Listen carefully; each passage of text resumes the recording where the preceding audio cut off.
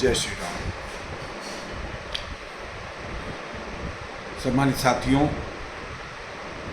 आज मैं मुख्य रूप से भारतीय जनता पार्टी के शीर्ष नेतृत्व से कुछ बात करना चाहता हूं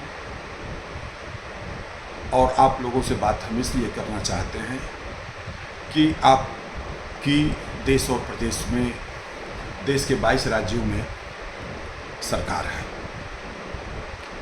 हम यह बात एक देशभक्त नागरिक होने के नाते कर रहे हैं, एक सामाजिक कार्यकर्ता होने के नाते कर रहे हैं और इस नाते हमारा एक विशेष अनुरोध आप सब से है कि जनसंख्या नियंत्रण कानून अब अपरिहार्य हो गया है। हमें नहीं समझ में आ रहा है कि इस मुद्दे पर आखिर आप लोग चुप क्यों रहे, जबकि इस मुद्दे पर सार्वजनिक मंच से इस चुनाव में आप लोग को बात करना चाहिए था। आप भी जानते हैं कि आज भारत देश की आबादी 140 करोड़ से ज़्यादा हो चुकी है।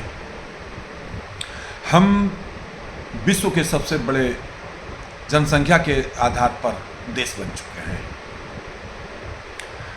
अभी चुनाव में आप लोगों ने देखा कि बेरोजगारी को इतना बड़ा मुद्दा बनाया गया और आप भी सत्य को जानते हैं कि देश के नौजवानों के मन में सरकार के प्रति गुस्सा था। उसने भारत हिंदू राष्ट्र और मुसलमान राष्ट्र और राष्ट्रवाद और ये सब कुछ नहीं देखा। उसके दिमाग में एक बात था कि यार हमारा भविष्य का जो है, हमारा भविष्य कहाँ जा रहा, हमारी कल शादी होगी, हमारे कल बच्चे होंगे, हम उन बच्चों की परवरिश कैसे करेंगे, हमारे पास आय का कोई स्रोत नहीं है। तो पेपर लीक वाला मुद्दा जो है ये हुआ, जिस बच्चे का अच्छा पेपर हुआ था उसके मन में गुस्सा आ गया, एक नफरत का भाव आ गया कि बताओ जो है पेपर लीक हो गया, हमारा इस बार सिलेक्शन हो गया होता। तो हम फिर से थोड़ा सा विषयांतर और मूल उद्देश्य यह है कि इन कारणों में हम जाना चाहते हैं। देश में देखिए बेरोजगारी बढ़ रही है, ये बिल्कुल सत्य है। ठीक है कि आज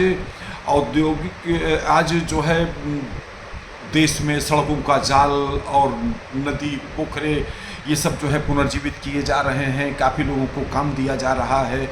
इस क्षेत्र में, निर्माण के क्षेत्र में बहुत बड़ी तादाद में लोग रोज़गार पा रहे हैं, हम इस बात को भी स्वीकार करते हैं। लेकिन उसके बावजूद भी बहुत बड़ी तादाद में ऐसे भी लोग हैं जो कि कोई रोज़गार नहीं पा रहे हैं और उसका सबसे बड़ा मूल कारण है कि देश की बढ़ती आबादी, और देश की बढ़ती आबादी के कारण ही यह सारी समस्याएं आ रही है। हम इस नाते हम यह नहीं कह रहे हैं कि एक वर्ग विशेष की आबादी ज़्यादा बढ़ जाएगी तो उसके बाद क्या हालात होगा, कहीं कुछ नहीं होगा। हम भी इस बात को मानते हैं। इतनी हमारी फोर्स और इतना ताकतवर वो है कि जो है, और फिर देखिए सत्ता भी अगर किसी की आ जाएगी और सत्ता अगर देशवासियों की भावनाओं के विपरीत चलेगी तो जो लोगों ने जो है तिरंगे को सलामी लेते हुए देश की रक्षा का संकल्प लिया है, वो ऐसा नहीं कि सरकार किसी और की बन जाएगी तो हमारा पुलिस महकमा, हमारे सैनिक जो है उनके अनुसार ही जो है उल्टा जो है करने लगेंगे। ऐसा कुछ नहीं होगा।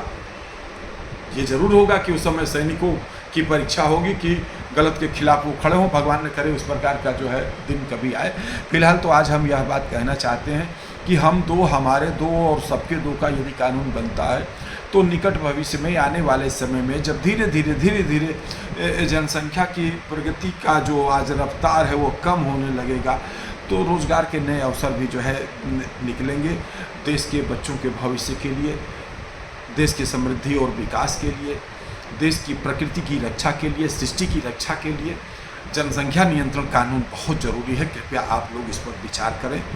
और हम लोग 11 जुलाई से काशीराम इको गार्डन में धरने की अभी तैयारी हो रही है। अब आगे तो परमिशन की भी एक प्रक्रिया करनी है, अब देखें क्या होता है। पिछली बार तो हम लोग को परमिशन नहीं मिल पाया था, लेकिन इस बार फिर हम वो करेंगे। और मकसद केवल एक है, देश और देशवासियों के मन मस्तिष्क में इस बात को जागृत करना कि भाई बात तो सही है, जनसंख्या की रफ्तार जिस हिसाब से बढ़ रही है उस हिसाब से आने वाले समय में आप उतने संसाधन नहीं उपलब्ध करा पाएंगे। लोग स्थिति ये आ जाएगी कि दवाई टेबलेट खा खा करके जो है सोएंगे, पेट भर जाया करेगा। बहुत स्थिति खराब होने वाली है निकट भविष्य में। खेत खलिहान बाग बगीचे कटते चले जा रहे हैं, प्लाटिंग होती जा रही है, घर बनते चले जा रहे हैं। हर कोई जो देखिए गांव-गांव में अब प्लाटिंग हो रही है। आखिर कल रोटी कैसे मिलेगी? इस नाते मेरा एक भारत रक्षा दल संगठन की ओर से, संगठन के लोगों की तरफ से, राष्ट्रभक्त जागरूक जनता की ओर से मैं प्रधानमंत्री जी से अनुरोध करता हूँ, मैं माननीय जेपी नड्डा जी से अनुरोध करता हूँ कि आप अब आप भी मंत्रिमंडल का एक हिस्सा हैं, फिलहाल तो अभी आप पार्टी प्रमुख हैं ही, तो कृपया इस पर विचार करिए। जनसंख्या नियंत्रण कानून जल्द से जल्द लाइए। धन्यवाद। जय मातृभूमि, जय भारत।